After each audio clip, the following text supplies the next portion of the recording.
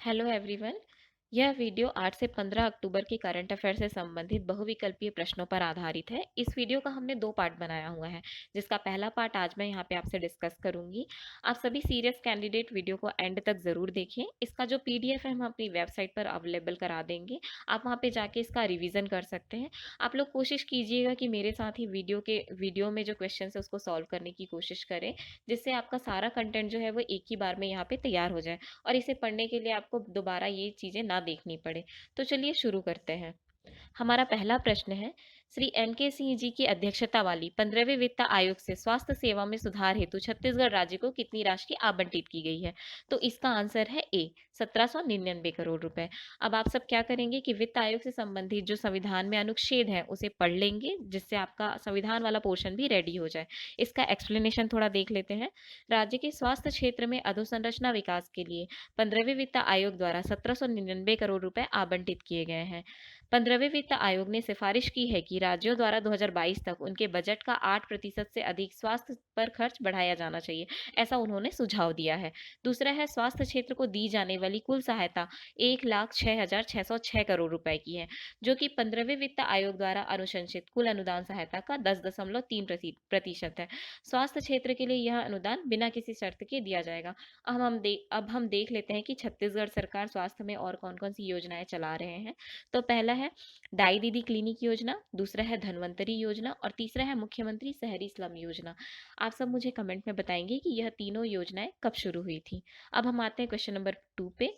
World expo कार्यक्रम Dubai में भाग लेने के लिए छत्तीसगढ़ के दो विद्यार्थियों का चयन हुआ है। इनके नाम है, तो इसका आंसर है ए, पूजा यादव और वैशाली गुप्ता। ये दोनों जो है वो कांकेर जिले से संबंधित है। अब इसका थोड़ा एक्सप्लेनेशन देख लेते हैं। नीति आयोग भारत सरकार द्वारा दुबई में आयोजित वर्ल्ड एक्सपो कार्यक्रम में भाग लेने के लिए जिले की दो छात्राओं का चयन किया गया है। अब हम आते हैं क्वेश्चन नंबर 3 पे। महिला एवं बाल विकास विभाग के अंतर्गत संचालित महिला कोष में महिला स्व सहायता समूहों को दिए जाने वाले ऋण की सीमा को बढ़ाए जाने की घोषणा की गई है। अब नए प्रावधान के अनुसार महिला समूहों को कितना ऋण उपलब्ध हो पाएगा? तो इसका आंसर है बी, 4 लाख रुपए। तो हम देख लेते हैं कि महिला कोष है क्या। इससे संबंधित 3 योजनाएं संचालित है, ऋण योजना, सक्षम योजना, स्वावलंबन योजना। उद्देश्य क्या है इस योजना का? छत्तीसगढ़ राज्य में महिलाओं को सामाजिक एवं आर्थिक रूप से सशक्त किए जाने के उद्देश्य से छत्तीसगढ़ महिला कोष द्वारा महिला स्व सहायता समूहों को आसान शर्तों पर ऋण उपलब्ध कराना। इसके लिए पात्रता क्या होगी? प्रथम बार में पात्रता यह है कि पूर्व में योजना अंतर्गत 3% वार्षिक साधारण ब्याज दर पर ऋण उपलब्ध कराया जाता था। वर्तमान में भी यही है, 3% वार्षिक साधारण ब्याज रहेगा। लेकिन और कंडीशन क्या बदले हैं? प्रथम बार में 50,000 रुपए तक की जो वसूली होती थी वो 24 किस्तों में, और द्वितीय बार में 2 लाख रुपए तक की। इसे बढ़ाकर अब 2 लाख से 4 लाख रुपए कर दिया गया है। सक्षम योजना और स्वावलंबन योजना का जो एक्सप्लेनेशन दिया हुआ है यहाँ पे, आप ये पीडीएफ से पढ़ लेंगे। अब हम आते हैं क्वेश्चन नंबर 4 पे। छत्तीसगढ़ राज्य में 16 पावर प्लांट संचालित हैं, जिसमें सर्वाधिक 9 पावर प्लांट किस क्षेत्र से जुड़े हुए हैं? तो इसका आंसर है ए, निजी क्षेत्र से। मतलब सर्वाधिक निजी क्षेत्र के पावर प्लांट छत्तीसगढ़ में कार्यरत हैं। अब हम देख लेते हैं आर्थिक सर्वेक्षण 2020-21 के अनुसार क्या डेटा दिए गए हैं। पहला है, राज्य की कुल स्थापित जो क्षमता है 3,224.70 मेगावाट है। अर्थात राज्य निर्माण के पश्चात 120% की वृद्धि हुई है, जिसमें 3,080 मेगावाट ताप विद्युत है, 138.7 मेगावाट जल विद्युत एवं 6 मेगावाट अन्य नवीनीकृत विद्युत क्षमता है। अब देख लेते हैं, अगर प्रतिशत में देखें कुल विद्युत उत्पादन का 95.5% ताप विद्युत, 138.7 मेगावाट जल विद्युत एवं 0.18% नवीनीकृत विद्युत उत्पादन क्षमता है। अब हम देख लेते हैं क्वेश्चन नंबर 5।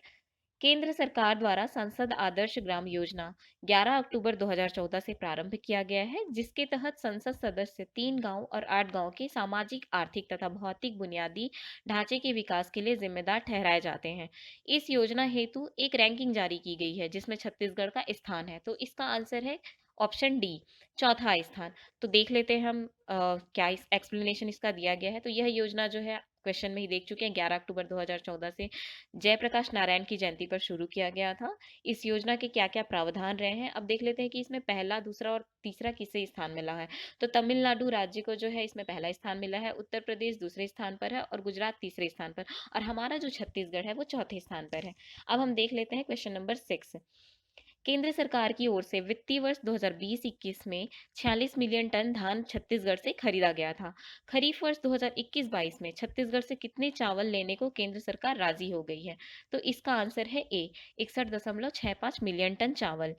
तो अब देख लेते हैं इसका एक्सप्लेनेशन। केंद्र सरकार द्वारा केंद्रीय पूल में 61.65 लाख मीट्रिक टन धान लेने को राजी हो गई है, परंतु केवल अरवा चावल ही लेने को राजी हुई है। उसना चावल के लिए किसी भी प्रकार की सैद्धांतिक मंजूरी प्रदान नहीं की गई है।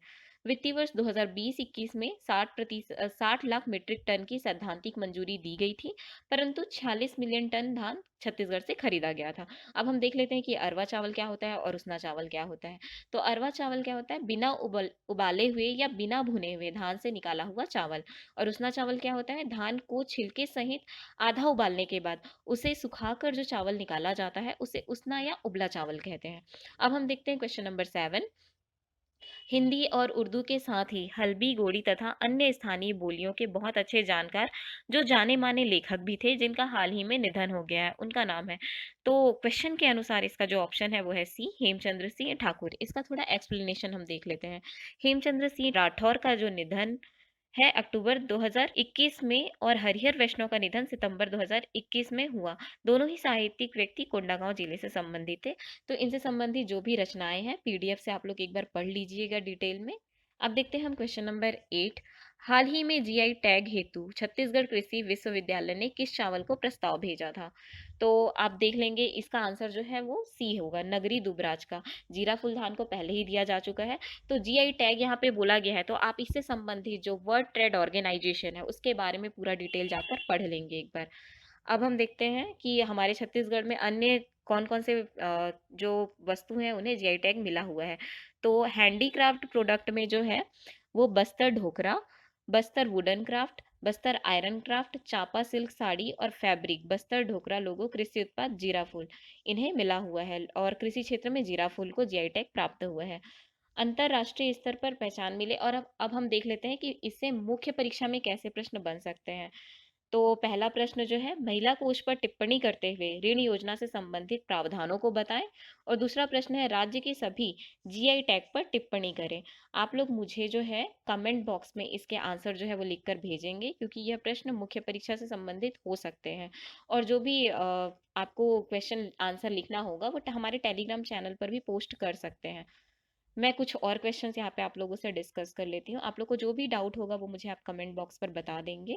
तो चलिए देखते हैं हमारा नेक्स्ट क्वेश्चन जो क्या जो है क्वेश्चन नंबर 9। छत्तीसगढ़ सरकार की घोषणा के अनुसार अब गौठानों में गोबर से ही ह्यूमिक एसिड का निर्माण होगा तथा शेष गोबर से कागज निर्माण किया जाएगा। छत्तीसगढ़ का कौन सा जिला पहला जिला बन गया है जहां गोबर से कागज बनाया जाएगा?